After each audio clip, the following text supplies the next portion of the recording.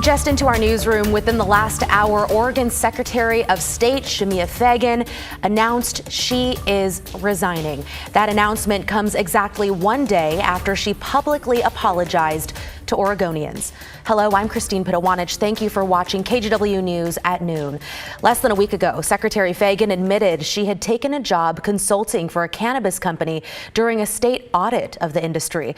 Let's get right to our Devin Haskins for more on this breaking news story. And Devin, her resignation takes effect next week. Yeah, that's correct, Christine. Secretary of State Shemia Fagan will continue to serve in that role until Monday, May 8th. Then on May 9th, the Deputy Secretary of State, Cheryl Myers, will take over until Governor Tina Kotek appoints a new one. In her statement announcing her resignation, Fagan writes that she's confident that she followed legal and ethical guidelines, but writes, quote, "It is clear that my actions have become a distraction from the important and critical work of the Secretary of State's office." It was just yesterday that Fagan announced she had left her consulting gig for the owners of Mota dispensary. Previously to that, the Willamette Week reported Fagan began working as a consultant for the dispensary back in February.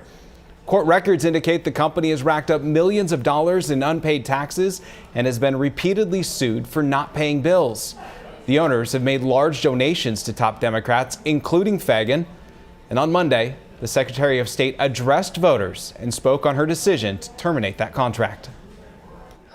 I will start by sharing that I terminated my consulting contract with Verity Holdings yesterday, and I released the contract to the media earlier this morning. I owe the people of Oregon an apology. I owe the diligent professionals in my agency an apology. I am truly sorry. Fagan says she took the consulting job to support her family. Her consultant work paid $10 grand a month. It's a hefty increase from the $77,000 a year she gets paid as Secretary of State.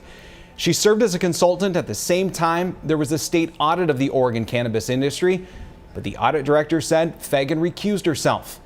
Oregon Governor Tina Kotek has asked the state's Department of Justice to examine the audit anyway. Governor Kotek releasing her own statement saying she supports the decision and says, quote, "It is essential that Oregonians have trust in their government. I believe this is a first step in restoring that trust."